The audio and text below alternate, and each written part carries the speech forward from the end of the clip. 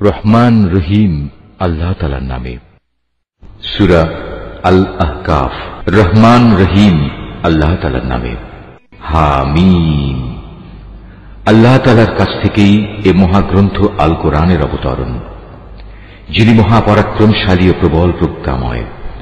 আকাশমণ্ডলী ও জমিন এবং তাদের উভয়ের মাঝে যা কিছু রয়েছে, এর সব কিছু আমি একটি নির্ভুল লক্ষ্য ছাড়া সৃষ্টি করিনি, এবং এগুলো এক সুনির্দিষ্ট সময়ের জন্য পয়দা করেছি।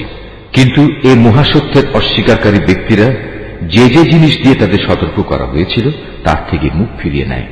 হে নবী, তুমি তাদের বলো, তোমরা কখনো কি ভেবে দেখেছ, আর যাদের তোমরা আল্লাহর পরিবর্তে ডাকছ, আমাকে একটু দেখাও তো, তারা এই জমিনের কোনো অংশ কি নিজেরা বানিয়েছে, অথবা এই আকাশমণ্ডলী বানানোর কাজে তাদের কি কোনো ভূমিকা আছে?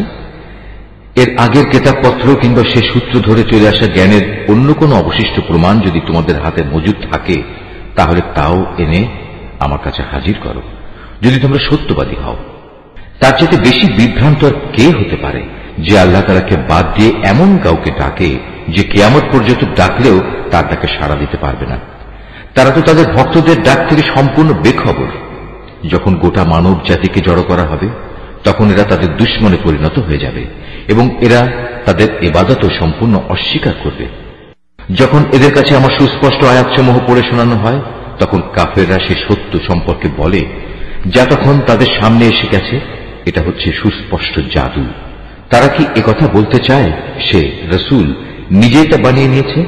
তুমি তাদের বলো, হ্যাঁ সত্যি, যদি এমন কিছু আমি আল্লাহর নামে বানিয়ে পেশ করি, তাহলে আল্লাহর ক্রোধ থেকে আমার বাঁচানোর জন্য তোমরা তো কোনো ক্ষমতাই রাখো না। আল্লাহ তাআলা ভালো করে জানেন তোমরা এ ব্যাপারে কি কি কথা নিজেরা বানিয়ে বানিয়ে বলছো, এবং তোমাদেরও আমার মাঝে কে কথা বানাচ্ছে। এ কথা সাক্ষ্য দেওয়ার জন্য আমারও তোমাদের মাঝে আল্লাহ তাআলাই যথেষ্ট। আল্লাহ তাআলা একান্ত ক্ষমাশীল ও পরম দয়ালু। তুমি বলো, রাসূলদের মাঝে আমি তো নতুন নই, আমি এও জানি না আমার সাথে কি ধরনের আচরণ করা হবে এবং তোমাদের সাথেই বা কি ব্যবহার করা হবে। আমি শুধু সেটুকুরই অনুসরণ করি যেটুকু আমার কাছে ওহী করে পাঠানো হয়, আর আমি তোমাদের জন্য সতর্ককারী বই কিছুই নই। তুমি আরো বলো, তোমরা কি কখনো এই কথা ভেবে দেখেছ, এই মহাগ্রন্থটা যদি আল্লাহর কাছ থেকে নাজিল হয়ে থাকে এবং তোমরা তা অস্বীকার করো, তাহলে এর পরিণাম কি হবে? অথচ এ ধরনের এক ব্যাপারে বনী ইসরায়েলের একজন সাক্ষী সেখানে সাক্ষ্য প্রদান করে তার উপর ঈমান এনেছে। তারপরেও তোমরা অহংকার করলে জেনে রেখো, আল্লাহ তাআলা কখনো সীমা লঙ্ঘনকারীদের সঠিক পথে পরিচালিত করেন না। যারা অস্বীকার করেছে তারা ঈমানদারদের সম্পর্কে বলে, যদি ঈমান আনার মাঝে সত্যিই কোনো কল্যাণ থাকত, তাহলে কতিপয় সাধারণ মানুষ আমাদের আগে এ পথে এগিয়ে আসত না। যেহেতু এরা নিজেরা পথের কোনো দিশা পায়নি, তাই অচিরেই তারা বলতে শুরু করবে, এ তো হচ্ছে একটি পুরনো মিথ্যা অপবাদ।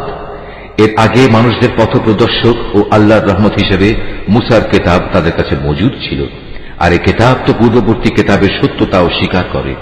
এটা এসেছে আরবি ভাষায়, যেন তা সীমা লঙ্ঘনকারীদের সাবধান করে দিতে এবং ন্যায় পরায়ণ ব্যক্তিদের সুসংবাদ দিতে পারে। যেসব মানুষ একথা বলে আল্লাহ তাআলাই হচ্ছেন আমাদের একমাত্র মালিক, অতঃপর তারা এর উপর অবিচল হয়ে দাঁড়িয়ে থাকে, তাদের জন্য নিঃসন্দেহে কোনো ভয় শঙ্কা নেই এবং তাদের কখনো উদ্বিগ্নও হতে হবে না। তারাই হবে জান্নাতের অধিকারী, সেখানে তারা চিরদিন থাকবে। এ হচ্ছে তাদের সেই কাজের পুরস্কার যা তারা দুনিয়ায় করে এসেছে। আমি মানুষকে আদেশ দিয়েছি সে যেন নিজের পিতামাতার সাথে ভালো ব্যবহার করে, কেননা তার মা তাকে অত্যন্ত কষ্ট করে পেটে ধারণ করেছে এবং অতি কষ্টে তাকে জন্ম দিয়েছে, এবং এভাবে তার গর্ভধারণকালে ও জন্মের পর তাকে দুধ পান করানোর দীর্ঘ 30টি মাস সময়, অতঃপর সে যৌবনে পরিণত বয়সের দ্বারে এসে হাজির হয় এবং একদিন সে 40 বছরে এসে উপনীত হয়। তখন সে বলে, হে আমার মালিক, এবার তুমি আমাকে সামর্থ্য দাও। তুমি আমার উপর শুরু থেকে যেসব অনুগ্রহ করে এসেছ এবং আমার পিতা মাতার উপর যে অনুগ্রহ তুমি করেছ, আমি যেন এর কৃতজ্ঞতা আদায় করতে পারি। সর্বোপরি আমি যেন এমন সব ভালো কাজ করতে পারি যার ফলে তুমি আমার উপর সন্তুষ্ট হবে। আমার সন্তান সন্ততিদের মাঝেও তুমি সংশোধন এনে দাও। অবশ্যই আমি তোমার দিকে ফিরে আসছি, আমি তো তোমার অনুগত বান্দাদেরই একজন। মূলত এরাই হচ্ছে সে মানুষ যারা দুনিয়ায় যেসব ভালো কাজ করে তা আমি যথাযথভাবে গ্রহণ করি, আর তাদের মন্দ কাজগুলো আমি উপেক্ষা করি। এরাই হবে সেদিন জান্নাতবাসীদের অন্তর্ভুক্ত। এদের কাছে প্রদত্ত আল্লাহর ওয়াদা যা সত্য প্রমাণিত হবে।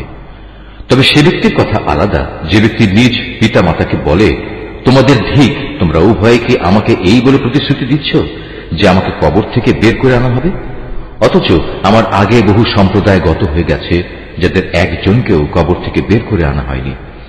এ কথা শুনে পিতা মাতা উভয়েই আল্লাহর সাহায্য প্রার্থনা করে এবং সন্তানকে বলে, ও হে, তোমার দুর্ভোগ হোক, এখনো সময় আছে, আল্লাহ তাআলার উপর ঈমান আনো, আল্লাহর ওয়াদা অবশ্যই সত্য প্রমাণিত হবে। তারপরেও সে হতভাগা বলে, হ্যাঁ, তোমাদের এসব কথা তো অতীতকালের কিছু উপাখ্যান ছাড়া আর কিছুই নয়। এরাই হচ্ছে সেসব লোক যাদের উপর মানুষ ও জিনদের পূর্ববর্তী দলের মতো আল্লাহর শাস্তির বিধান অবধারিত হয়ে গেছে। এরা সবাই তাদের একই দলে সামিল হয়ে যাবে, আর এরা হচ্ছে ভীষণভাবে ক্ষতিগ্রস্ত। এই উভয় দলের প্রত্যেকের জন্যই তাদের নিজ নিজ কর্ম অনুযায়ী মান ও মর্যাদা রয়েছে। এভাবেই আল্লাহ তাআলা তাদের কাজের যথার্থ বিনিময় দেবেন, আর তাদের উপর কোন রকম অবিচার করা হবে না। যেদিন কাফেরদের জাহান্নামের জ্বলন্ত আগুনের সামনে এনে দাঁড় করানো হবে, তখন তাদের বলা হবে, তোমরা তো তোমাদের ভাগের যাবতীয় নিয়ামত দুনিয়াতেই বিনষ্ট করে এসেছ, এবং তোমাদের পার্থিব জীবনে সেসব নিয়ামত দিয়ে প্রচুর পরিমাণ ফায়দাও তোমরা হাসিল করে নিয়েছ। আজ তো তোমাদের জন্য রয়েছে এক চরম অপমানকর আযাব, আর তা হচ্ছে আল্লাহর জমিনে অন্যায়ভাবে ঔদ্ধত্য প্রকাশ করা এবং আল্লাহর সাথে তোমাদের বিদ্রোহমূলক কাজের শাস্তি। হে নবী, এদের তুমি আজ সম্প্রদায়ের এক ভাই হুদ নবীর কাহিনী শোনাও, যে আহকাফ উপত্যকার নিজ সম্প্রদায়ের লোকদের আল্লাহর আযাবের ভয় দেখাচ্ছিল। তার আগে পরেও আরো বহু সতর্ককারী নবী এসেছিল। তাদের মতো সেও বলেছিল, হে মানুষ, তোমরা এক আল্লাহ তাআলা ছাড়া আর কারো বন্দেগী করো না, আমি তোমাদের উপর একটি ভয়াবহ দিনের আযাবের আশঙ্কা করছি। এ কথা শুনে তারা বলল, আমাদের মাবুদদের বন্দেগী থেকে আমাদের ভিন্ন পথে চালিত করার জন্যই কি তুমি আমাদের কাছে এসেছ? যাও, যদি তুমি সত্যবাদী হয়ে থাকো তাহলে সেই আযাব নিয়ে এসো যার প্রতিশ্রুতি তুমি আমাদের দিচ্ছ। সে বলল, সে জ্ঞান তো একান্তভাবে আল্লাহ তাআলারই রয়েছে। আমি তো শুধু সে কথাটুকুই তোমাদের কাছে পৌঁছে দিতে চাই, ঠিক যেটুকু দিয়ে আমাকে পাঠানো হয়েছে। কিন্তু আমি দেখতে পাচ্ছি তোমরা দারুণ অজ্ঞানতার মাঝে নিমজ্জিত একটি গোমরা জাতি। অতঃপর একদিন যখন তারা দেখতে পেল বড় একটি মেঘ খণ্ড তাদের জনপদের দিকে এগিয়ে আসছে, তখন তারা সমস্বরে বলে উঠল, এতে এক খণ্ড মেঘ মাত্র, সম্ভবত আমাদের উপর তার বৃষ্টি বর্ষণ করবে। হুদ বলল, না, এটি কোন বৃষ্টি মেঘ নয়, এ হচ্ছে সে আযাবের বিষয় যা তোমরা ত্বরান্বিত করতে চেয়েছিলে। মূলত এ ছিল এক প্রলয়ঙ্কারী ঝড়, যার মাঝে রয়েছে ভয়াবহ আযাব। এ ঝড় আল্লাহর নির্দেশে সব কিছুই ধ্বংস করে দেবে। তারপর তাদের অবস্থা সত্যি এমন হল যে তাদের বসত বাড়ি ছাড়া আর কিছুই দেখা গেল না। আমি এভাবেই অপরাধী জাতিসমূহকে তাদের কৃতকর্মের প্রতিফল দিয়ে থাকি। এই জমিনে প্রতিষ্ঠা লাভের জন্য তাদের যা যা আমি দিয়েছিলাম তা অনেক কিছুই তোমাদের দেইনি। শোনার জন্য আমি তাদের কান, দেখার জন্য চোখ ও অনুধাবনের জন্য হৃদয় দিয়ে রেখেছিলাম, কিন্তু তাদের সে কান, চোখ ও হৃদয় তাদের কোনোই কাজে আসেনি, কারণ তারা আল্লাহ তাআলার আয়াতসমূহকে অস্বীকার করতেই থাকলো, যে আযাবের বিষয় নিয়ে তারা হাসি তামাশা করত। একদিন সত্যি সত্যি তা তাদের উপর এসে পড়ল। তোমাদের চারপাশের আরো অনেকগুলো জনপদকে আমি এই একই কারণে ধ্বংস করে দিয়েছি। আমি বারবার ওদের কাছে আমার নিদর্শনসমূহ বর্ণনা করেছি যেন তারা আমার দিকে ফিরে আসে। তারা কেন সেদিন তাদের সাহায্য করতে পারল না, যাদের তারা আল্লাহকে বাদ দিয়ে নৈকট্য হাসিলের জন্য মাবুদ বানিয়ে নিয়েছিল? বরং আযাব দেখে তারাও তাদের ছেড়ে উধাও হয়ে গেল। মূলত এ হচ্ছে তাদের আল্লাহ তাআলা সম্পর্কে মিথ্যা ও যাবতীয় অলীক ধারণার পরিণাম। একবার যখন একদল জিনকে আমি তোমার কাছে পাঠিয়েছিলাম, তারা তোমার কোরআন পাঠ শুনছিল, তখন তারা সে স্থানে উপনীত হল। তখন তারা বলতে লাগলো, সবাই চুপ হয়ে যাও। অতঃপর যখন কোরআন পাঠের কাজ শেষ হয়ে গেল, তখন তারা এক একজন নিজের সম্প্রদায়ের কাছে আল্লাহর আযাব থেকে সতর্ককারী হিসেবেই ফিরে গেল। তারা বলল, হে আমাদের জাতি, আজ আমরা এমন এক গ্রন্থ ও তার তেলাওয়াত শুনে এসেছি যা মুসার পরে নাজিল করা হয়েছে। এই গ্রন্থ আগের পাঠানো সব গ্রন্থের সত্যতা স্বীকার করে। এই গ্রন্থটি সবাইকে সত্য ও সঠিক পথের দিকে পরিচালিত করে। হে আমাদের জাতি, তোমরা সবাই মিলে আল্লাহর পথে আহ্বানকারীর এ ডাকে সাড়া দাও এবং তার রসুলের উপর ঈমান আনো, তাহলে আল্লাহ তাআলা তোমাদের যাবতীয় গুনাহখাতা ক্ষমা করে দেবেন এবং তোমাদের কঠিন আযাব থেকে মুক্তি দেবেন। আর তোমাদের মাঝে যদি কেউ আল্লাহর পথের এই আহ্বানকারীর ডাকে সাড়া না দেয়, তবে তার জানা উচিত এই জমিনে আল্লাহকে ব্যর্থ করে দেওয়ার কোন রকম ক্ষমতাই সে রাখে না, বরং এই আচরণের জন্য সে আল্লাহর কাছে তার কোনই সাহায্যকারী পাবে না। এ ধরনের লোকেরা তো সুস্পষ্ট গুমরাহিতে নিমজ্জিত। এই লোকগুলো কি এটা বুঝতে পারে না যে মহান আল্লাহ তাআলা আসমান সমূহ জমিন বানিয়েছেন এবং এ সব কিছু সৃষ্টি যাকে সামান্যতম ক্লান্ত করতে পারেনি? তিনি কি একবার মরে গেলে মানুষকে পুনরায় জীবন দান করতে সম্পূর্ণ সক্ষম নন? হ্যাঁ, অবশ্যই তিনি সব কিছুর উপর ক্ষমতাবান। সেসব কাফেরদের যখন জ্বলন্ত আগুনের সামনে দাঁড় করানো হবে, তখন তাদের বলা হবে, আমার এই প্রতিশ্রুতি কি সত্য ছিল? তারা বলবে, হ্যাঁ, আমাদের মালিকের শপথ, এটা অবশ্যই সত্য। অতঃপর তাদের বলা হবে, এবার তোমরা শাস্তি উপভোগ করো, এবং এ হচ্ছে সে আযাব যা তোমরা অস্বীকার করতে। হে নবী, তুমি ধৈর্য ধারণ করো, ঠিক যেমন করে ধৈর্য ধারণ করেছিল আমার দৃঢ় প্রতিষ্ঠিত সাহসী নবীরা। এই নির্বোধ ব্যক্তিদের ব্যাপারে তুমি কখনো তাড়াহুড়ো করো না। যেদিন সত্যিই তারা সেই আযাব নিজেদের সামনে দেখতে পাবে যার ওয়াদা তাদের কাছে করা হয়েছিল, তখন তাদের অবস্থা হবে এমন যেন দুনিয়ায় তারা দিনের সামান্য একটি মুহূর্ত সময় অতিবাহিত করে এসেছে। মূলত এটি একটি ঘোষণা মাত্র। এই ঘোষণা যারা প্রত্যাখ্যান করেছে তাদের ছাড়া আর কাউকে সেদিন ধ্বংস করা হবে না। সূরা মুহাম্মদ। রহমান রহিম আল্লাহ তাআলার নামে। যারা আল্লাহ তাআলাকে অস্বীকার করেছে এবং অন্য মানুষদের আল্লাহর পথ থেকে দূরে সরিয়ে রেখেছে, আল্লাহ তাআলা তাদের সমগ্র কর্মই বিনষ্ট করে দিয়েছেন। যারা আল্লাহর উপর ঈমান এনেছে এবং ভালো কাজ করেছে, মুহাম্মদের উপর আল্লাহর তরফ থেকে যা কিছু নাজিল করা হয়েছে তার উপরও ঈমান এনেছে, যা একান্তভাবে তাদের মালিকের পক্ষ থেকে আসা সত্য, আল্লাহ তাআলা তাদের জীবনের সব গুনাহখাতা মাফ করে দেবেন এবং তাদের অবস্থা শুধরে দেবেন। এ সব কিছু এজন্য হবে যারা আল্লাহকে অস্বীকার করে, তারা মূলত মিথ্যারই অনুসরণ করে। অপরদিকে যারা ঈমান আনে, তারা তাদের মালিকের কাছ থেকে পাওয়া সত্য বিষয়ের অনুসরণ করে। আর এভাবেই আল্লাহ তাআলা এদের জন্য তাদের দৃষ্টান্ত স্থাপন করেন। অতএব যুদ্ধের ময়দানে যখন তোমরা কাফেরদের সম্মুখীন হবে, তখন তোমরা তাদের গর্দানে আঘাত করো। অতঃপর এভাবে তাদের অনেককেই যখন হত্যা করবে, তখন তোমরা বন্দীদের শক্ত করে বেঁধে রাখো। এরপর বন্দীদের মুক্ত করে দেবে কিংবা তাদের কাছ থেকে মুক্তিপণ আদায় করে ছেড়ে দেবে। এটা একান্তই তোমাদের ব্যাপার। তবে যতক্ষণ যুদ্ধ তার অস্ত্রের বোঝা ফেলে না দেবে, ততক্ষণ পর্যন্ত তোমরাও অস্ত্র সংবরণ করো না। এটাই তোমাদের করা উচিত। অথচ আল্লাহ তাআলা চাইলে যুদ্ধ ছাড়াই তাদের পরাজয়ের শাস্তি দিতে পারতেন। তিনি এক দলকে দিয়ে আরেক দলের পরীক্ষা নিতে চাইলেন। যারা আল্লাহর পথে জীবন দিয়েছে, আল্লাহ তাআলা তাদের কর্ম কখনো বিনষ্ট হতে দেবেন না। তিনি অবশ্যই তাদের সঠিক পথে পরিচালিত করেন এবং তাদের সার্বিক অবস্থাও তিনি শুধরে দেবেন। এর বিনিময়ে তিনি তাদের জান্নাতে প্রবেশ করিয়ে দেবেন, যার পরিচয় তিনি তাদের কাছে আগেই করে রেখেছেন। ওহে মানুষ, যারা আল্লাহর উপর ঈমান এনেছ, তোমরা যদি দ্বীন প্রতিষ্ঠার কাজে আল্লাহকে সাহায্য করো, তাহলে তিনিও তোমাদের দুনিয়া আখিরাতে সাহায্য করবেন এবং মিথ্যার মোকাবেলায় এই জমিনের বুকে তিনি তোমাদের পদযুগল মজবুত রাখবেন। যারা আল্লাহকে অস্বীকার করেছে, তাদের জন্য রয়েছে নিশ্চিত ধ্বংস। আল্লাহ তাআলা তাদের যাবতীয় কর্মই বিনষ্ট করে দেবেন। এর কারণ হচ্ছে আল্লাহ তাআলা তাদের জন্য যা কিছু পাঠিয়েছেন তারা তা অপছন্দ করেছে, ফলে আল্লাহ তাআলাও তাদের যাবতীয় কর্ম বিনষ্ট করে দিয়েছেন। এই লোকগুলো কি আল্লাহর জমিনে পরিভ্রমণ করে দেখতে পারে না? বিদ্রোহের পরিণামে তাদের পূর্ববর্তী লোকদের কি অবস্থা হয়েছিল? আল্লাহ তাআলা তাদের সমূলে বিনাশ করে দিয়েছেন। যারা আল্লাহকে অস্বীকার করেছে, তাদের জন্যও সেই একই ধরনের আযাব রয়েছে। এর কারণ হচ্ছে যারা আল্লাহতে বিশ্বাস করে, আল্লাহই হন তাদের একমাত্র রক্ষক। প্রকারান্তরে যারা তাকে অবিশ্বাস করে, তাদের কোথাও কোনো সাহায্যকারী থাকে না। যারা আল্লাহর উপর ঈমান এনেছে এবং ভালো কাজ করেছে, আল্লাহ তাআলা অবশ্যই সেসব লোকদের এমন এক সুরম্য জান্নাতে প্রবেশ করাবেন, যার তলদেশ দিয়ে ঝর্ণা ধারা প্রবাহিত হতে থাকবে।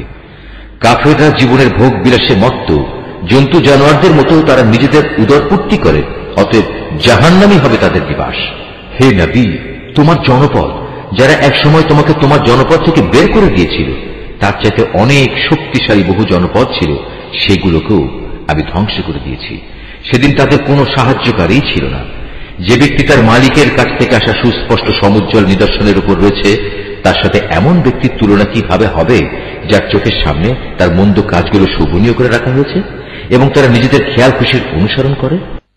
আল্লাহ তাআলাকে যারা ভয় করে তাদের যে জান্নাতের ওয়াদা করা হয়েছে সেখানে নির্মল পানির ফোয়ারা রয়েছে, রয়েছে দুধের এমন কিছু ঝর্ণাধারা যার স্বাদ কখনো পরিবর্তিত হয় না, রয়েছে পানকারীদের জন্য সুধার সুপেয় নহর সমূহ, রয়েছে বিশুদ্ধ মধুর ঝর্ণাধারা, আরো রয়েছে সব ধরনের ফলমূল দিয়ে সাজানো সুরম্য বাগিচা।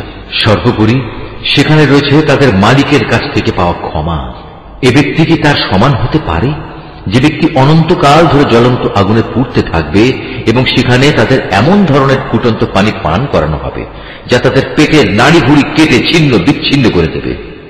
তাদের মধ্যে এমন কিছু লোকও আছে যারা তোমার কথা শোনে, কিন্তু যখন তোমার কাছ থেকে বাইরে যায় তখন তারা এমন সব লোকদের কাছে এসে বলে যাদের আল্লাহর পক্ষ থেকে জ্ঞান দান করা হয়েছে। এমাত্র কি যেন বলল লোকটি? মূলত এরাই হচ্ছে সেসব লোক আল্লাহ তাআলা যাদের অন্তরে মোহর মেরে দিয়েছেন এবং এ কারণেই এরা নিজেদের খেয়াল খুশির অনুসরণ করে চলে। যারা সৎ পথে চলবে আল্লাহ তাআলা তাদের এ সৎ পথে চলা আরো বাড়িয়ে দেন এবং তাদের অন্তরে তিনি তার ভয় দান করেন। হঠাৎ করে কিয়ামতের ক্ষণটি তাদের উপর এসে পড়ুক, তারা কি সেই অপেক্ষায় দিন গুনছে? অথচ কিয়ামতের লক্ষণ সমূহ তো এসেই পড়েছে। আর একবার যখন কিয়ামত এসেই পড়বে তখন তারা কিভাবে উপদেশ গ্রহণ করবে? হে নবী, জেনে রেখো আল্লাহ তাআলা ছাড়া দ্বিতীয় কোনো মাবুদ নেই। অতএব তাঁর কাছেই নিজের গুনাহ খাতার জন্য ক্ষমা প্রার্থনা করো।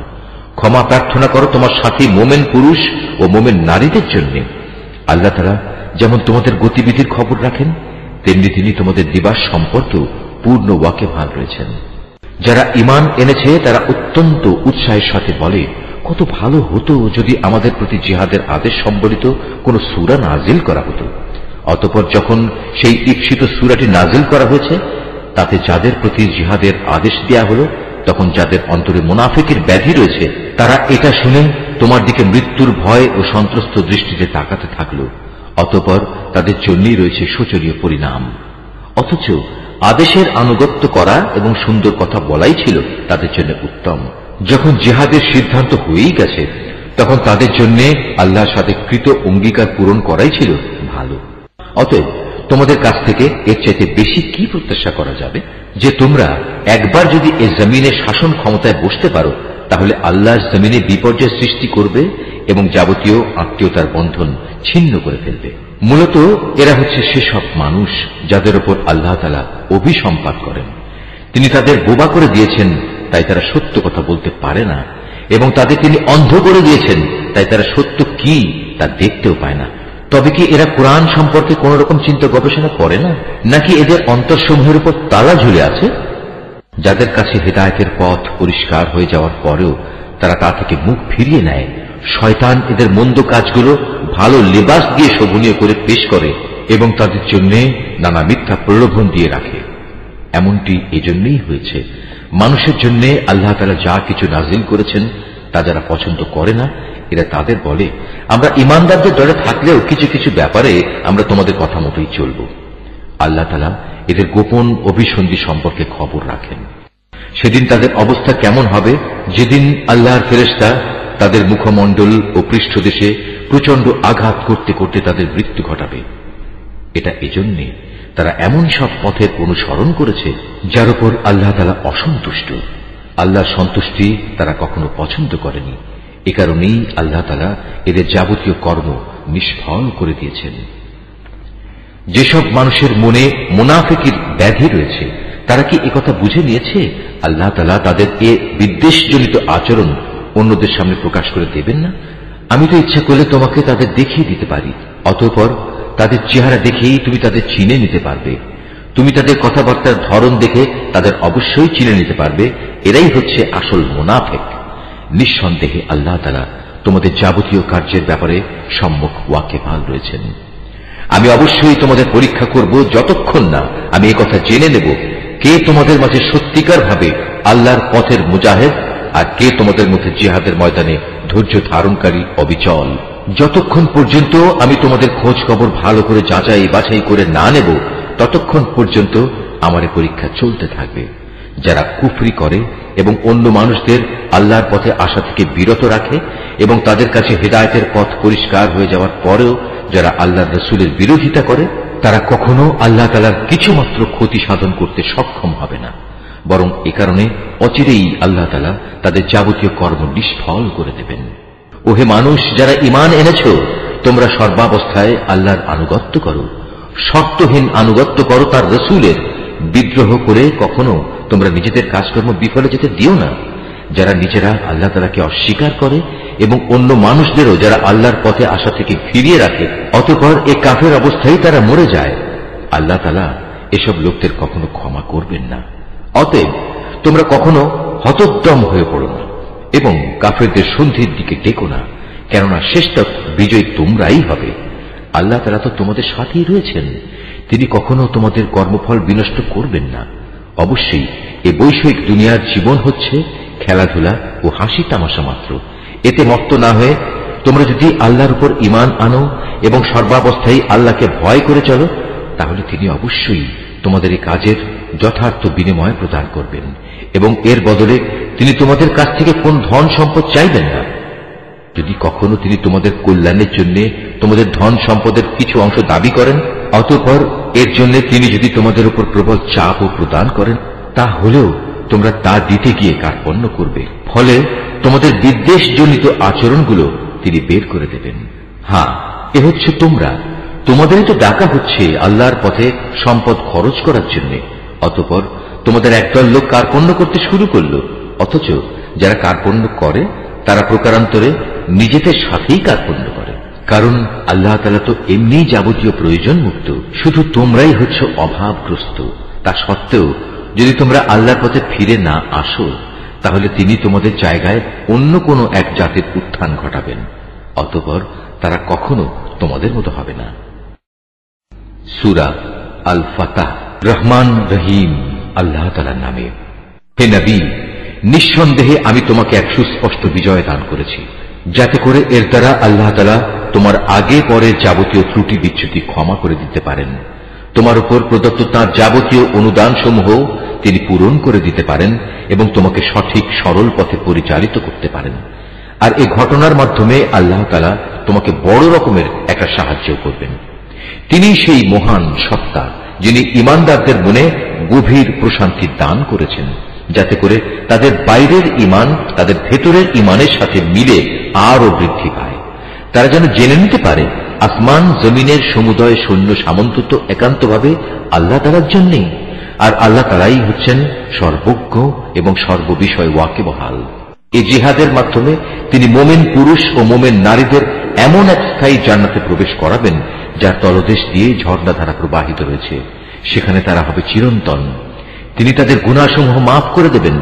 আর সত্যিকার অর্থে আল্লাহ তাআলার কাছে মোমেনদের জন্য এটা হচ্ছে মহা সাফল্য।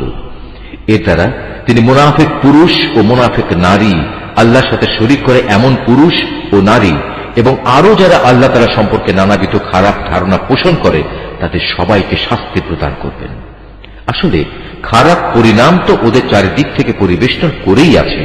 আল্লাহ তাআলা তাদের উপর গজব পাঠিয়েছেন, তাদের তিনি অভিশাপ দিয়েছেন, অতঃপর তাদের জন্য তিনি জাহান্নাম তৈরি করে রেখেছেন। আর জাহান্নাম তো অত্যন্ত নিকৃষ্ট ঠিকানা। আসমান সমূহ ও জমিনের সমুদয় বাহিনী আল্লাহ তাআলার জন্যই এবং তিনিই হচ্ছেন পরাক্রমশালী এবং প্রবল প্রজ্ঞাময়। হে নবী, অবশ্যই আমি তোমাকে মানুষের কাছে সত্যের সাক্ষী এবং জান্নাতের সুসংবাদ বহনকারী ও জাহান্নামের সতর্ককারী রূপে পাঠিয়েছি, যাতে করে তোমরা একমাত্র আল্লাহর উপর এবং তার নবীর উপর সর্বতভাবে ঈমান আনো, দিন প্রতিষ্ঠার কাজে তাকে সাহায্য করো, আল্লাহর নবী হিসেবে তাকে সম্মান করো, সর্বোপরি সকাল সন্ধ্যা আল্লাহর মাহাত্ম্য ঘোষণা করো। নিঃসন্দেহে আজ যারা তোমার কাছে বায়াত করছে, তারা তো প্রকারান্তরে আল্লাহর কাছেই বায়াত করল, কেননা আল্লাহর হাত ছিল তাদের হাতের উপর। তাদের কেউ যদি এ বায়াত ভঙ্গ করে, তাহলে এর ভয়াবহ পরিণাম তার নিজের উপরেই এসে পড়বে। আর আল্লাহ তাআলা তার উপর যে প্রতিশ্রুতি দিয়েছেন তা যে পূর্ণ করে, তিনি অচিরেই তাকে মহা পুরস্কার দান করবেন। আরব বেদুইনদের যারা তোমার সাথে যোগ না দিয়ে পেছনে পড়ে থেকেছে, তারা অচিরেই তোমার কাছে এসে বলবে, হে নবী, আমাদের মাল সম্পদ ও পরিবার পরিজন আমাদের ব্যস্ত করে রেখেছিল, অতএব তুমি আমাদের জন্যই আল্লাহর কাছে ক্ষমা প্রার্থনা করো। হে মুহাম্মদ, তুমি এদের কথা প্রতারিত হয়েও না। এরা মুখে এমন সব কথা বলে যার কিছুই তাদের অন্তরে নেই। বরং তুমি এদের বলে দাও, আল্লাহ তাআলা যদি তোমাদের কোনো ক্ষতি কিংবা কোনো উপকার করতে চান, তাহলে কে তোমাদের ব্যাপারে তার ইচ্ছা থেকে তাকে ফিরিয়ে রাখতে পারবে? তোমরা যা যা করছো আল্লাহ তাআলা সে সম্পর্কে সম্মুখ ওয়াকিবহাল রয়েছেন। তোমরা সবাই মনে করেছিলে রসুল ও তার সাথী মোমেনরা কোনো দিনই এ অভিযান থেকে নিজেদের পরিবার পরিজনের কাছে জীবিত ফিরে আসতে পারবে না, আর এ ধারণা তোমাদের কাছে খুবই সুখকর লেগেছিল এবং তোমরা তাদের সম্পর্কে খুবই খারাপ ধারণা করে রেখেছিলে। আসলে তোমরা হচ্ছ একটি নিশ্চিত ধ্বংসোন্মুখ জাতি।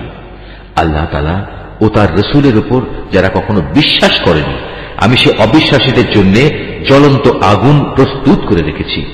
আকাশমণ্ডলীয় পৃথিবী যাবতীয় সার্বভৌমত্ব তো এককভাবে তাঁরই জন্য নির্দিষ্ট। অতএব তিনি যাকে ইচ্ছা তাকে ক্ষমা করেন, আবার যাকে ইচ্ছা তাকে শাস্তি প্রদান করেন। আল্লাহ তাআলা একান্ত ক্ষমাশীল ও পরম দয়ালু।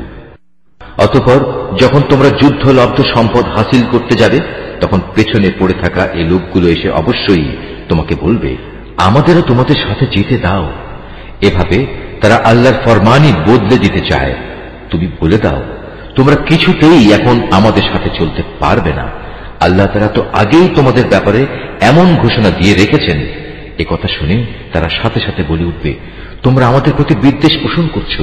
কিন্তু এই লোকগুলো আসলে বোঝেই নিতান্ত কম। পেছনে পড়ে থাকা আরব বেদুইনদের তুমি আরো বলো, অচিরেই তোমাদের একটি শক্তিশালী জাতির সাথে যুদ্ধ করার জন্য ডাক দেয়া হবে। তোমরা তাদের সাথে যুদ্ধ করবে অথবা তারা আত্মসমর্পণ করবে। তোমরা যদি এই নির্দেশ মেনে চলো, তাহলে আল্লাহ তাআলা তোমাদের উত্তম পুরস্কার দান করবেন। আর তোমরা যদি তখনও আগের মতো পৃষ্ঠ প্রদর্শন করো, ময়দান থেকে পালিয়ে যাও, তাহলে জেনে রেখো তিনি তোমাদের কঠোর দণ্ড দেবেন। তবে কোনো অন্ধ ও পঙ্গু কিংবা রুগ্ন ব্যক্তি জিহাদের ময়দানে না এলে তার জন্য কোনো গুনাহ নেই। এবং যে কোনো ব্যক্তি আল্লাহ তাআলা ও তার রাসূলের আনুগত্য করবে, তিনি তাকে এমন এক জান্নাতে প্রবেশ করাবেন যার তলদেশে ঝর্ণাধারা প্রবহমান থাকবে। আবার যে ব্যক্তি আল্লাহর আনুগত্য থেকে মুখ ফিরিয়ে নেবে, তিনি তাকে মর্মন্তুদ শাস্তি দেবেন। ইমানদার ব্যক্তিরা যখন গাছের নিচে বসে তোমার হাতে আনুগত্যের বায়াত করছিল, তখন আল্লাহ তাআলা তাদের উপর খুবই সন্তুষ্ট হয়েছেন। তাদের মনের উদ্বেগ জড়িত অবস্থার কথা আল্লাহ তাআলা ভালো করেই জানতেন। তাই তিনি তা দূর করার জন্য তাদের উপর মানসিক প্রশান্তি নাজিল করলেন এবং আসন্ন বিজয় দিয়ে তাদের তিনি পুরস্কৃত করলেন।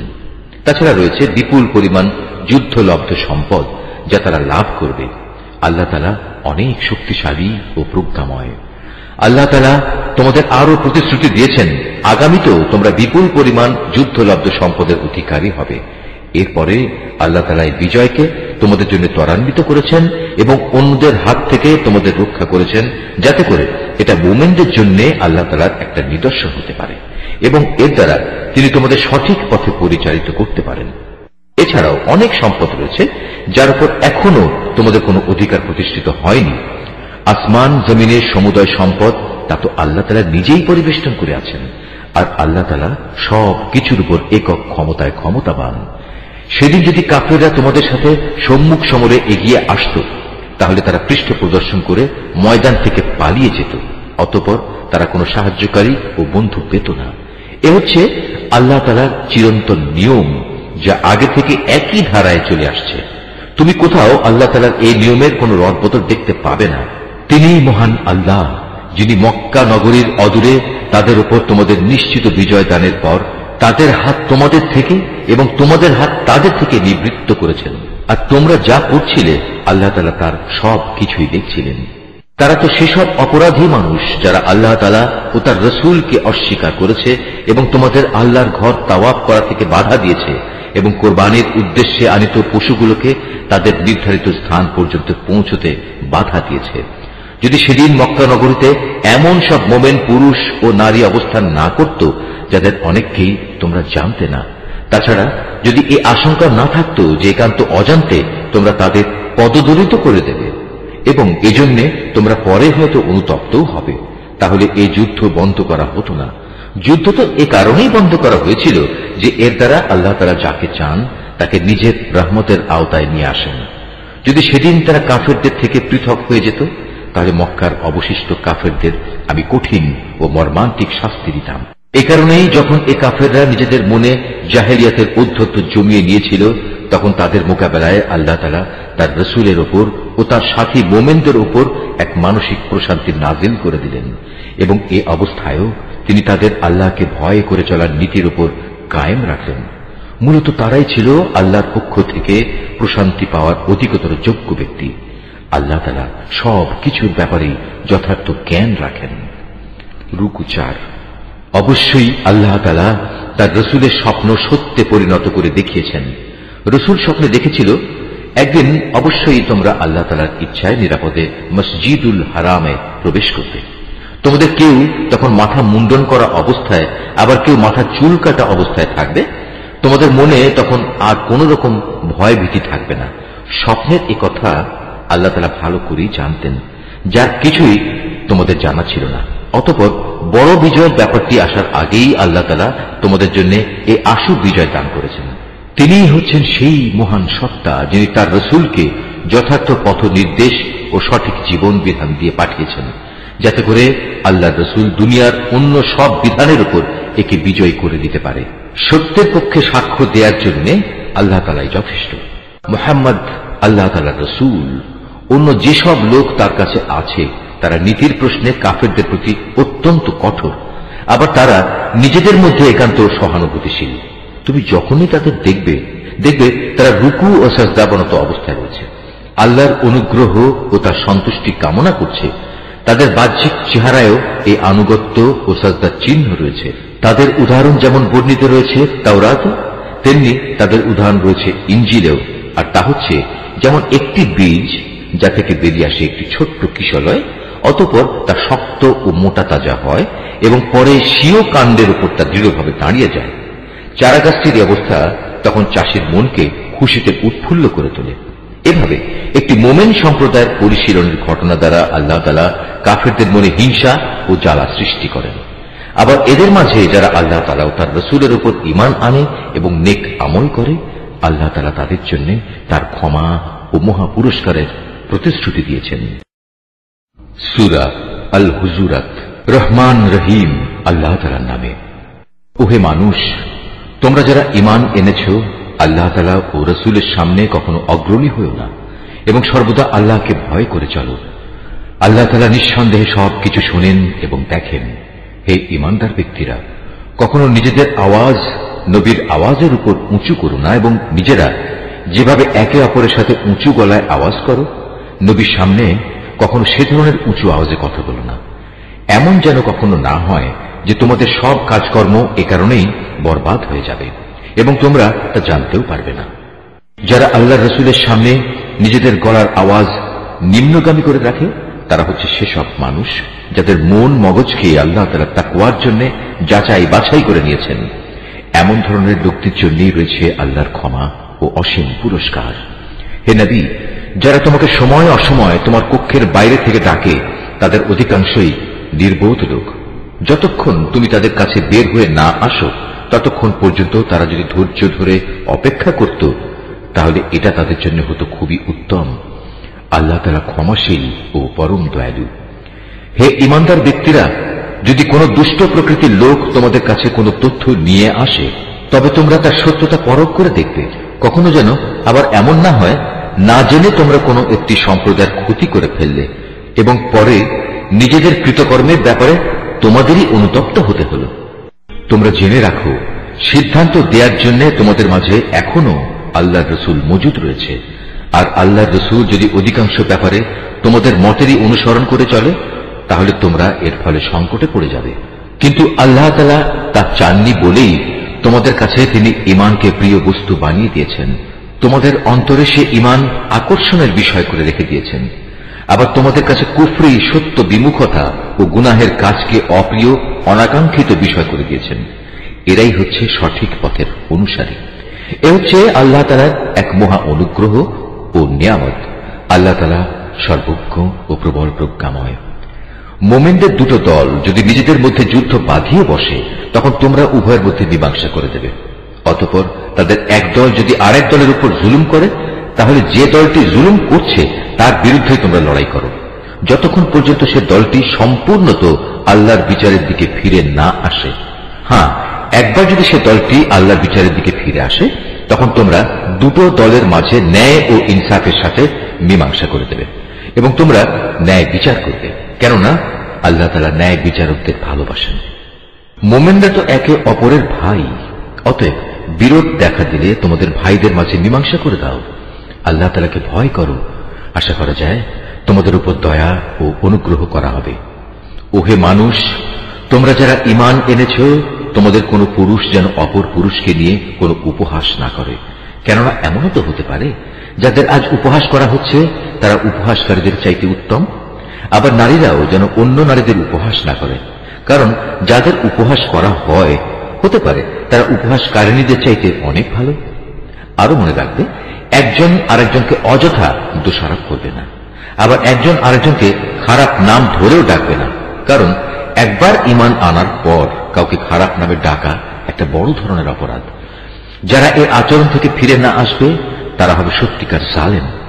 হে ঈমানদার ব্যক্তিরা, তোমরা বেশি বেশি অনুমান করা থেকে বেঁচে থাকো, কেননা কিছু কিছু ক্ষেত্রে অনুমান আসলেই অপরাধ। এবং একে অপরের দোষ খোঁজার জন্য তার পেছনে গোয়েন্দাগিরি করো না। একজন আরেকজনের গীবত করো না। তোমাদের কেউ কি তার মৃত ভাইয়ের গোশত খেতে পছন্দ করবে? আর অবশ্যই তোমরা এটা অত্যন্ত ঘৃণা করো। এসব ব্যাপারে আল্লাহকে ভয় করো। নিশ্চয়ই আল্লাহ তাআলা তওবা কবুল করেন এবং তিনি একান্ত দয়ালু। হে মানব সম্প্রদায়, আমি তোমাদের একটি পুরুষ ও একটি নারী থেকে সৃষ্টি করেছি। তারপর আমি তোমাদের জন্য জাতি ও গোত্র বানিয়েছি, যাতে করে এর মাধ্যমে তোমরা একে অপরের সাথে পরিচিত হতে পারো। কিন্তু আল্লাহর কাছে সর্বাধিক মর্যাদা সম্পন্ন ব্যক্তি হচ্ছে সে যে আল্লাহ তাআলাকে বেশি ভয় করে। অবশ্যই আল্লাহ তাআলা সবকিছু জানেন এবং সবকিছুর পুঙ্খানুপুঙ্খ খবর রাখেন। এ আরব বেদুইনরা বলে, আমরা তো ঈমান এনেছি। তুমি বলো, না, তোমরা সঠিক অর্থে এখনো ঈমান আনোনি। তোমরা বরং বলো, আমরা তোমাদের রাজনৈতিক বশ্যতায় স্বীকার করেছি মাত্র, কারণ যথার্থ ঈমান তো এখনো তোমাদের অন্তরে প্রবেশই করেনি। যদি তোমরা সত্যি আল্লাহ তাআলা ও তার রাসূলের আনুগত্য করো, তাহলে আল্লাহ তাআলা তোমাদের কর্মফলের সামান্য পরিমাণও লাঘব করবেন না। আল্লাহ তাআলা নিঃসন্দেহে পরম ক্ষমাশীল ও একান্ত দয়ালু। সত্যিকার ঈমানদার ব্যক্তি হচ্ছে তারা যারা আল্লাহ তাআলা ও তার রাসূলের উপর ঈমান আনে, অতঃপর আল্লাহ তাআলার বিধানে সামান্যতম সন্দেহ তারা পোষণ করে না এবং জীবন ও সম্পদ দিয়ে আল্লাহর পথে জিহাদ করে। এরাই হচ্ছে সত্যনিষ্ঠ। যারা তোমার কাছে এসেছে তাদের তুমি বলো, তোমরা কি তোমাদের দ্বীন সম্পর্কে আল্লাহ তাআলাকে অবহিত করতে চাও? অথচ এই আকাশমণ্ডলী এবং এই জমিনে যা কিছু আছে তার সব কিছুই আল্লাহ তাআলা জানেন। আল্লাহ তাআলা সর্ববিষয়ে সম্মুখ অবগত রয়েছেন। এরা তোমার কাছে প্রতিদান চায়, এজন্যে তারা তোমার বশ্যতা স্বীকার করেছে। তুমি তাদের বলো, তোমাদের বশ্যতা স্বীকার করার প্রতিদান চাইতে আমার কাছে এসো না, বরং যদি তোমরা যথার্থ সত্যনিষ্ঠ হয়ে থাকো তাহলে জেনে রেখো, আল্লাহ তাআলাই তোমাদের ঈমানের পথে পরিচালিত করে তোমাদের ধন্য করেছেন। নিশ্চয়ই আল্লাহ তাআলা এই আকাশমণ্ডলী ও পৃথিবীর যাবতীয় অদৃশ্য বিষয় সম্পর্কে অবগত আছেন। এই জমিনে তোমরা যা করে বেড়াও তার সব কিছুই আল্লাহ তাআলা পর্যবেক্ষণ করেন। সূরা কাফ। রহমান রহিম আল্লাহ তাআলার নামে। কাফ। মর্যাদা সম্পন্ন কোরআনের শপথ, অবশ্যই আমি তোমাকে রাসূল করে পাঠিয়েছি। একথা অনুধাবন না করে বরং তারা বিস্ময় বোধ করে। তাদের নিজেদের মাঝ থেকে কি করে একজন সতর্ককারী নবী তাদের কাছে এলো। অতঃপর অবিশ্বাসীরা এও বলে, এ তো আসলে একটা আশ্চর্যজনক ব্যাপার। এটা কি এমন যে আমরা যখন মরে যাব এবং আমরা যখন মাটি হয়ে যাব তখন পুনরায় আমাদের জীবন দান করা হবে? এ তো সত্যি এক সুদূর পরাহত ব্যাপার। আমি তো এও জানি মৃত্যুর পর তাদের দেহ থেকে কতটুকু অংশ জমিন বিনষ্ট করে, আর আমার কাছে একটি গ্রন্থ আছে যেখানে সব বিবরণ সংরক্ষিত রয়েছে। উপরন্তু এদের কাছে যখনই সত্য এসে হাজির হয়েছে তখনই তারা তা প্রত্যাখ্যান করেছে। অতঃপর তারা সংশয়ে দোদুল্যমান থাকে। এই লোকগুলো কি কখনো তাদের উপরে ভাসমান আকাশের দিকে তাকিয়ে দেখেনি? কিভাবে তা আমি বানিয়ে রেখেছি এবং কি অপরূপ সাজে আমি তা সাজিয়ে রেখেছি। কই, এর কোথাও কোনো ক্ষুদ্রতম ফাটলও তো নেই। আমি জমিনকে বিছিয়ে দিয়েছি নড়াচড়া থেকে রক্ষা করার জন্য। আমি তার মধ্যে স্থাপন করেছি মজবুত ও অনড় পাহাড় সমূহ। আবার এই জমিনে আমি উদ্গত করেছি সব ধরনের চোখ জুড়ানো উদ্ভিদ। মূলত প্রতিটি মানুষ যে আনুগত্যের দিকে ফিরে আসতে চায়, এর প্রতিটি জিনিসই তার চোখ খুলে দেবে এবং তাকে আল্লাহর অস্তিত্বের পাঠ মনে করিয়ে দেবে। আকাশ থেকে আমি বরকতপূর্ণ পানি অবতীর্ণ করেছি এবং তা দিয়ে উদ্যানমালা ও এমন শস্যরাজি পয়দা করেছি যা কেটে কেটে আহরণ করা হয়। আরো পয়দা করেছি উঁচু উঁচু খেজুর বৃক্ষ, যার গায়ে গুচ্ছ গুচ্ছ খেজুর সাজানো রয়েছে। এগুলো আমি বান্দাদের জীবিকা হিসেবে দান করেছি এবং আমি পানি দিয়ে মৃত ভূমিকে জীবন দান করি। এমনই মৃত মানুষদের কবর থেকে বেরিয়ে আসার ঘটনা সংঘটিত হবে। এর আগেও নুহের জাতি, রসের অধিবাসী ও সামুদ জাতির লোকেরা তাদের নবীদের অস্বীকার করেছে। অস্বীকার করেছে আদ, ফেরাউন ও লুতের সম্প্রদায়ও। বনের অধিবাসী এবং তুব্বা সম্প্রদায়ের লোকেরাও তাই করেছে। এরা সবাই আল্লাহর রসুলদের মিথ্যাবাদী বলেছে। অতঃপর তাদের উপর আমার প্রতিশ্রুত আযাব আপতিত হয়েছে। আমি কি মানুষদের প্রথমবার সৃষ্টি করতে গিয়ে এতই ক্লান্ত হয়ে পড়েছি যে এরা আমার পুনরায় সৃষ্টি করার কাজে সন্দেহ পোষণ করছে? নিঃসন্দেহে আমি মানুষদের সৃষ্টি করেছি। তার মনের কোণে যে খারাপ চিন্তা উদয় হয় সে সম্পর্কেও আমি জ্ঞাত আছি, কারণ আমি তার ঘাড়ের রগ থেকেও তার অনেক কাছে অবস্থান করি। এই সরাসরি জ্ঞান ছাড়াও সেখানে আরো দুজন ফেরেশতা, একজন তার ডানে আর একজন তার বামে বসে তার প্রতিটি তৎপরতা সংরক্ষণ করার কাজে নিয়োজিত আছে। ক্ষুদ্র একটি শব্দও সে উচ্চারণ করে না, যা সংরক্ষণ করার জন্য একজন সদা সতর্ক প্রহরী তার পাশে নিয়োজিত থাকে না। মৃত্যু যন্ত্রণার মুহূর্তটি সত্যি এসে হাজির হলে তাকে বলা হয়, ওহে নির্বোধ, এ হচ্ছে সেই মুহূর্তটা যা থেকে তুমি পালিয়ে বেড়াতে। অতঃপর সবাইকে একত্রিত করার জন্য সিঙায় ফু দেওয়া হবে। তখন তাদের বলা হবে, এ হচ্ছে সেই শাস্তির দিন যার কথা তোমাদের বলা হয়েছিল। সেদিন প্রতিটি মানুষ আল্লাহর আদালতে এমন ভাবে হাজির হবে যে তাকে হাঁকিয়ে নিয়ে যাবার জন্য সাথে একজন ফেরেশতা থাকবে। অপরজন হবে তার যাবতীয় কর্মকাণ্ডের প্রত্যক্ষ সাক্ষী।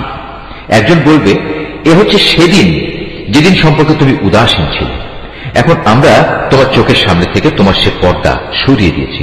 অতএব আজ তোমার দৃষ্টিশক্তি হবে অত্যন্ত প্রখর, সব কিছুই এখন তুমি দেখতে পাবে। তার অপর সাথী ফেরেশতা বলবে, হে মালিক, এ হচ্ছে তোমার আসামি, আর এ হচ্ছে আমার কাছে রক্ষিত তার জীবনের নথিপত্র। অতঃপর উভয় ফেরেশতাকে বলা হবে, তোমরা দুজন মিলে একে এবং এর সাথে প্রতিটি অধ্যত্ত প্রদর্শনকারী কাফেরকে জাহান্নামে নিক্ষেপ করো। কেননা এরা ভালো কাজে বাধা দিত, যত্রতত্র সীমা লঙ্ঘন করত, স্বয়ং আল্লাহর ব্যাপারে এরা সন্দেহ পোষণ করত। যে ব্যক্তি আল্লাহ তাআলার সাথে অন্য কিছুকে মাবুদ বানিয়ে নিত, তাকেও আজ জাহান্নামের কঠিন আযাবে নিক্ষেপ করো। এ সময় তার সহচর শয়তান বলে উঠবে, হে আমাদের মালিক, আমি কিন্তু এই ব্যক্তিটিকে তোমার বিদ্রোহী বানাইনি, বস্তুত সে নিজেই ঘোর বিভ্রান্তিতে নিমজ্জিত ছিল। আল্লাহ তাআলা বলবেন, এখন তোমরা আমার সামনে বাক বিতণ্ডা করো না। আমি তো আগেই তোমাদের অধ্যকার আযাব সম্পর্কে সতর্ক করে দিয়েছিলাম। আমার এখানে কোনো কথারই রদ বদল হয় না। আমি বান্দাদের ব্যাপারে অবিচারকও নই যে সতর্ক না করেই তাদের আযাব দেব। সেদিন আমি জাহান্নামকে লক্ষ্য করে বলবো, তুমি কি পূর্ণ হয়ে গেছো?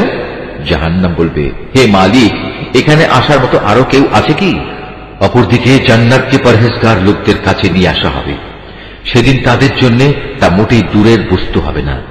জান্নাতকে তাদের সামনে এনে বলা হবে, এ হচ্ছে সেই জায়গা যার প্রতিশ্রুতি তোমাদের দেয়া হয়েছিল। এই স্থান সে ধরনের প্রতিটি মানুষের জন্য নির্দিষ্ট যে আল্লাহর বিধানের দিকে ফিরে আসে এবং তা হেফাজত করে। এ ব্যবস্থা তার জন্য যে না দেখে পরম দয়ালু আল্লাহ তাআলাকে ভয় করেছে এবং বিনয় চিত্তে আল্লাহ তাআলার কাছে হাজির হয়েছে। সেদিন তাদের বলা হবে, হ্যাঁ, আজ তোমরা একান্ত প্রশান্তির সাথে এতে দাখিল হয়ে যাও। এ হচ্ছে তোমাদের অনন্ত যাত্রার প্রথম দিন। সেখানে তারা যা যা পেতে চাইবে তার সব তো পাবেই। এর সাথে আমার কাছে তাদের জন্য আরো থাকবে অপ্রত্যাশিত পুরস্কার। আমি তাদের আগেও অনেক মানব গোষ্ঠীকে ধ্বংস করে দিয়েছি, যারা ছিল শক্তি সামর্থ্যে এদের চাইতে অনেক বেশি বড়। দুনিয়ার শহর বন্দরগুলো তারা চষে বেরিয়েছে, কিন্তু আল্লাহর আযাব থেকে তাদের কোনো পলায়নের জায়গা কি ছিল? এর মাঝে সে ব্যক্তির জন্য প্রচুর শিক্ষণীয় বিষয় রয়েছে যার কাছে একটি জীবন্ত মন রয়েছে, অথবা যে ব্যক্তি একাগ্রচিত্তে সে শিক্ষণীয় বিষয়সমূহ শুনতে চায়। আমি আকাশমালা, পৃথিবী ও উভয়ের মধ্যবর্তী যা কিছু আছে তা সব কিছু 6 দিনে সৃষ্টি করেছি। কোন ক্রান্তি আমাকে স্পর্শ করেনি। অতএব হে নবী, সৃষ্টি সংক্রান্ত ব্যাপারে এরা যা বলে তাতে তুমি ধৈর্য ধারণ করো। তুমি যথাযথ প্রশংসার সাথে তোমার মালিকের পবিত্রতা ও মাহাত্ম্য ঘোষণা করো, সূর্য উদয়ের আগে এবং সূর্য অস্ত যাবার আগে। রাতের একাংশে তার পবিত্রতা ও মহিমা ঘোষণা করো এবং সাজদা আদায়ের কাজ শেষ করে পুনরায় তাঁর তসবিহ পাঠ করো। সেদিন দূরে নয় যেদিন একজন আহ্বানকারী একান্ত কাছ থেকে সবাইকে ডাকতে থাকবে। সেদিন তারা কিয়ামতের মহাগর্জন ঠিক মতোই শুনতে পাবে। সেদিনটি হবে কবর থেকে উত্থিত হবার দিন। সত্য কথা হচ্ছে, আমি জীবন দান করি, আমি মৃত্যু ঘটাই এবং সবাইকে আবার আমার কাছেই ফিরে আসতে হবে। সেদিন তাদের উপর থেকে কবরের মাটি ফেটে যাবে। যখন তারা দ্রুত হাসরের মাঠের দিকে দৌড়াতে থাকবে, বলা হবে, এ হচ্ছে হাসরের দিন। মূলত আমার জন্য এটি একটি সহজ কাজ। হে নবী, এরা যা কথাবার্তা বলে তার সবকিছুই আমি জানি। তুমি তো তাদের উপর জোর জবরদস্তি করার কেউ নও। অতঃপর এ কোরআন দিয়ে তুমি সে ব্যক্তিকে সদুপদেশ দাও যে আমার শাস্তিকে ভয় করে। সূরা আয-যারিয়াত। রহমান রহিম আল্লাহ তাআলার নামে। ঝঞ্ঝা বিক্ষুব্ধ বাতাসের শপথ যা ধুলাবালি উড়িয়ে নিয়ে যায়। অতঃপর মেঘমালার শপথ যা পানির বোঝা বয়ে চলে। জলযান সমূহের শপথ যা ধীরে ধীরে এগিয়ে চলে। অতঃপর তাদের ফেরেশতাদের শপথ যারা আল্লাহর আদেশ মোতাবেক প্রত্যেক বস্তু বন্টন করে। কিয়ামতের যে দিনের ওয়াদা তোমাদের সাথে করা হচ্ছে তা অবশ্যম্ভাবী সত্য। বিচার আচারের একটা দিন অবশ্যই আসবে। বহু কক্ষ বিশিষ্ট আকাশের শপথ, তোমরাও কিয়ামতের ব্যাপারে নানা কথাবার্তার মধ্যে নিমজ্জিত রয়েছ। মূলত সে ব্যক্তি গোমরা হয়ে গেছে যে আখিরাতের বিশ্বাস পরিত্যাগ করেছে। ধ্বংস হোক যারা শুধু অনুমানের উপর ভিত্তি করে কথা বলে। সর্বোপরি যারা জাহেলিয়াতে নিমজ্জিত হয়ে মূল সত্য থেকে উদাসীন হয়ে পড়েছে। এরা তামাশার ছলে জিজ্ঞেস করে, বিচারের দিন কবে আসবে? এদের তুমি বলো, যেদিন তাদের আগুনে দগ্ধ করা হবে সেদিন কিয়ামত হবে। সেদিন তাদের বলা হবে, এবার তোমরা তোমাদের শাস্তি ভোগ করতে থাকো। এ হচ্ছে সেদিন যে জন্য তোমরা খুব তাড়াহুড়ো করছিলে। যারা আল্লাহ তাআলাকে ভয় করে তারা আল্লাহ তাআলার জান্নাতে ও ঝর্ণাধারায় চির শান্তিতে থাকবে। সেদিন আল্লাহ তাআলা তাদের যা যা পুরস্কার দেবেন তা সবই তারা সানন্দ চিত্তে গ্রহণ করতে থাকবে। নিঃসন্দেহে এরা আগে সৎকর্মশীল ছিল। তারা রাতের সামান্য অংশ ঘুমিয়ে কাটাত। রাতের শেষ প্রহরে তারা আল্লাহর কাছে ক্ষমা প্রার্থনা করত। এরা বিশ্বাস করত তাদের ধন সম্পদে প্রার্থী ও বঞ্চিত লোকদের অধিকার রয়েছে। যারা নিশ্চিতভাবে বিশ্বাস করত তাদের জন্য পৃথিবীর মাঝে আল্লাহকে চেনা জানার অসংখ্য নিদর্শন ছড়িয়ে রয়েছে। তোমাদের নিজেদের এ দেহের মধ্যেও তো আল্লাহকে চেনার অসংখ্য নিদর্শন রয়েছে। তোমরা কি দেখতে পাও না? আকাশের মাঝে রয়েছে তোমাদের রিজিক, তোমাদের দেয়া যাবতীয় প্রতিশ্রুতি। অতএব এ আসমান জমিনের মালিকের শপথ, এ গ্রন্থটা নির্ভুল, ঠিক যেমনি তোমরা এখন একে অপরের সাথে কথাবার্তা বলছো। হে নবী, তোমার কাছে ইব্রাহিমের সেই সম্মানিত মেহমানদের কাহিনী পৌঁছেছে কি?